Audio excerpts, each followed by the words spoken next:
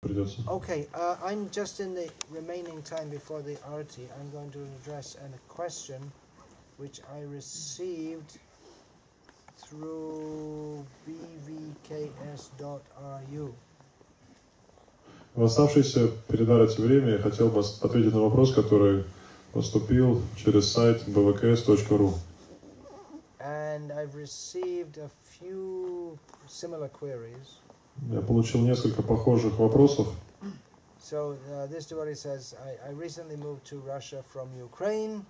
Вот такой вот вопрос. Я недавно переехал в Россию из Украины. And he found that the local devotees in the new place he's at are strongly influenced by government propaganda of patriotism and nationalism. И обратил внимание на то, что местные преданные находятся под воздействием пропаганды, местной пропаганды националистической и политической. Senior devotees in the temple and Sunday program and other venues talk about the need to become a patriot first and a devotee second. Старшие преданные на лекциях в храме говорят о том, что говорят о необходимости стать в первую очередь патриотом, and a devotee second. Yeah. И во вторую уже преданным. And their willingness to die for their country. И говорят о своей готовности умереть за свою родину. Okay, you got the answer. Ответ вы сами поняли. Мы поняли, услышав смех преданных, вы поняли ответ. You could also read the Bhagavad Gita as it is to get the answer. Should we be like this or not? No, it's not. Ответ можно получить также, прочитав Бхагавад-гиту, то есть правильно это или неправильно, конечно же, это глупости. Мы не являемся материальным телом. Вы не русские. Many people will be upset to hear this. They'll say this is very bad for the country. И многие люди расстроятся, услышав такие слова, скажут, что это плохо для государства, это вредно. But actually, as we were just discussing yesterday, this whole idea of nationalism is a fairly recent invention. There was no nationalism a few hundred years ago. Но мы вчера говорили о том, что сама эта концепция национализма, она появилась не так давно, несколько сот лет тому назад. То есть раньше такой не было вообще концепции национализма. Потому что просто не было наций, тех наций, которые сейчас есть на земле. Different kings would control different areas, and the borders would change as the kings got more power or less power. Просто разные князья или какие-то правители правили определенными участками земли, и эти участки, границы этих участков постоянно менялись в зависимости от того, теряли или обретали власть эти цари или правители. To quote the General Patton, who is the head of the Allied forces in the Western Front, after the Americans joined the war. Which one? First or second? Second one. И как сказал главнокомандующий объединенными силами американскими во время Второй мировой войны, he said no one ever helped. What is it? I can't remember now. No one ever won a war by dying for their country. Он сказал, что никто никогда не выиграл войну, просто умерев за свою страну. You have to make the other poor, B-A-S-T-A-R-D, die for his country. Anyway, that's not translated. It's not. It's a vulgar word. You have to make the other poor person die for his country.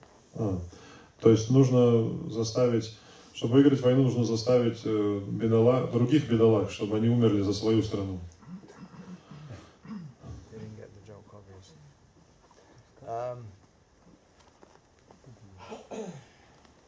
Srila Prabhupada, when he went to France, saw the big statue of Napoleon. Когда Шрила Прабхупада был во Франции, он увидел большой памятник Наполеону. And Srila Prabhupada had heard the saying that Napoleon is France and France is Napoleon.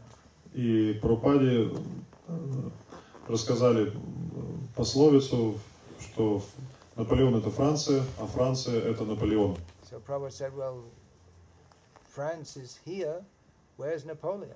Прабхупада тогда сказал, ну Франция вот есть, а где сейчас Наполеон? We find in the Bhumi Gita of Srimad Bhagavatam, in the 12th canto. В 12-й песне Шримад Бхагаватам, в разделе Бхуми Гита, that the Bhumi Devi, the goddess of the earth, Бхуми Деви, богиня земли, she says that so many foolish kings, they fought over me. Говорит, что различные глупые цари сражались из-за меня друг с другом. And they claim proprietorship over me. И они объявляли меня своей собственностью. They have all come and gone, but I just remain as I am. Они все рождались и умирали, но я вот остаюсь прежней. So don't be foolish. Поэтому не будьте глупцами. I don't think this is standard ISKCON propaganda. Just maybe some foolish person somewhere in the guise of a spiritual leader is talking this nonsense. Я не думаю, что это стандарты во всем ISKCON. Просто какой-то глупец, так сказать, под видом преданного, он такие вот глупости говорит, проповедует. The last, how long is this? When did this whole thing began with the re-annexation of Crimea? Then the whole thing began, right? So when was that? About a year and a half ago? March 2014, yes. March or February. Yeah. It started with revolution in Kiev. Yeah, but the Russian role became prominent. Invaded. You said the word invaded. That's what they say in the West. In English, it's invaded. Yeah, in English. In Russian, it's different. I said re-annexation. I'm trying to be a little politically correct. So all this bit, and since that time, I've received different things like someone wrote to me an email and said, I want to go and join the Ukrainian forces. They're all demons, and we should fight. It's the demons against the demigods and all this. Join the Ukrainian forces or the Russian forces? Who are the demons? No, he was from Russian side. Oh. Maybe I can't remember. Maybe it was Ukrainian said the Russians are demons. Ну, все началось на самом деле так давно, с присоединения Крыма, то есть в марте 2014 года. И я получил несколько писем, где преданные говорят, что нужно что-то бороться с демонами, с украинцами, они демоны. Вот. От украинских преданных они считают, что нужно бороться с демонами. Это война демонов и полубогов, но только демоны это не украинцы, а русские, вот в таком духе. In the fight between the Kauravas and the Pandavas, the Kauravas were wrong and the Pandavas were right. В сражении между Кауравами и Пандавами правыми были Пандавы, а неправыми были Кауравы. But in the modern wars, both sides are wrong. Но в современных сражениях обе стороны неправы.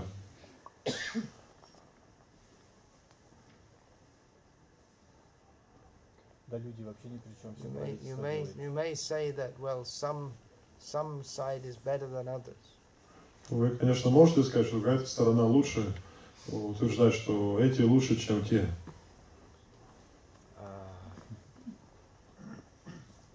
For instance,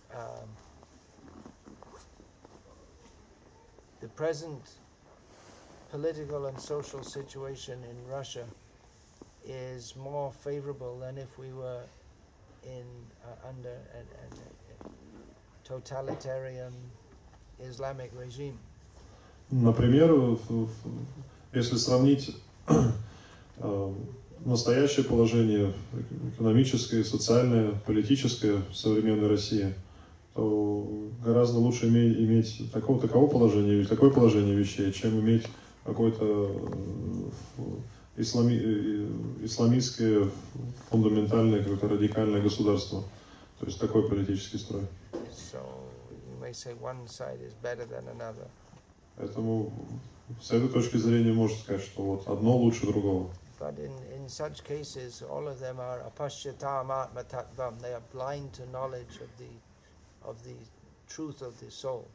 Но в любом случае, независимо от строя, Любая система политическая характеризуется слепотой, духовной слепотой, то есть отсутствием знания о душе.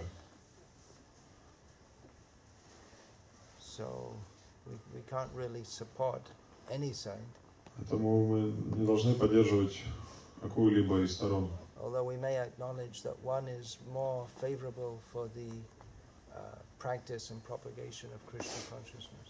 Хотя мы можем говорить, что что-то является более благоприятным для практики и проповеди сознания Кришны. As far as national consciousness is concerned, что касается национализма, вот этих представлений националистических, this just promotes a demoniac mentality. Это просто демоническое умонастроение.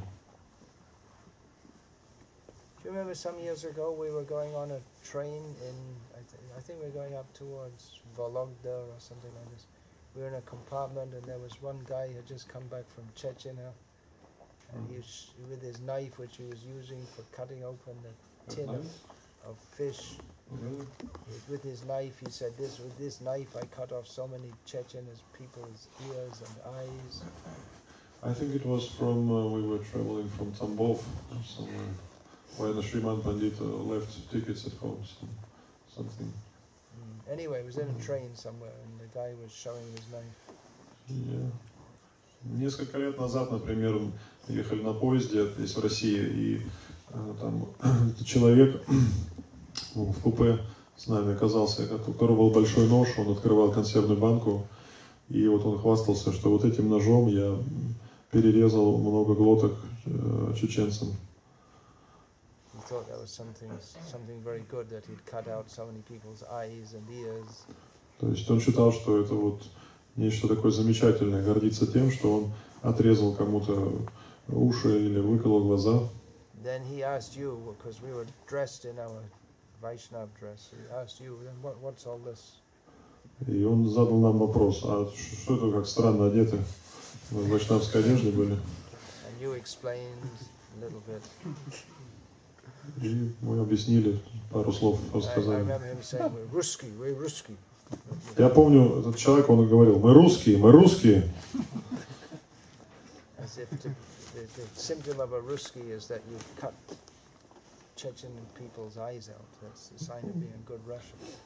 Как будто признаком русского человека является то, что вы вырезаете глаза, выкалываете и отрезаете уши чеченцам. Hare Krishna.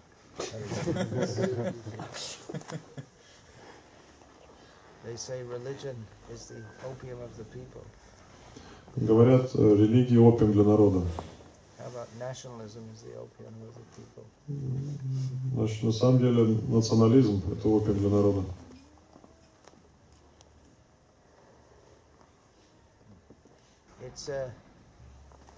It's an ideology by which certain people motivate others to go and die so that the few people can get rich and control.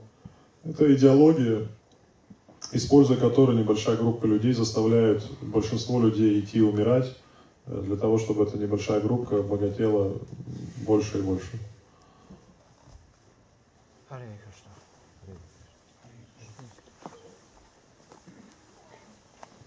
Yeah.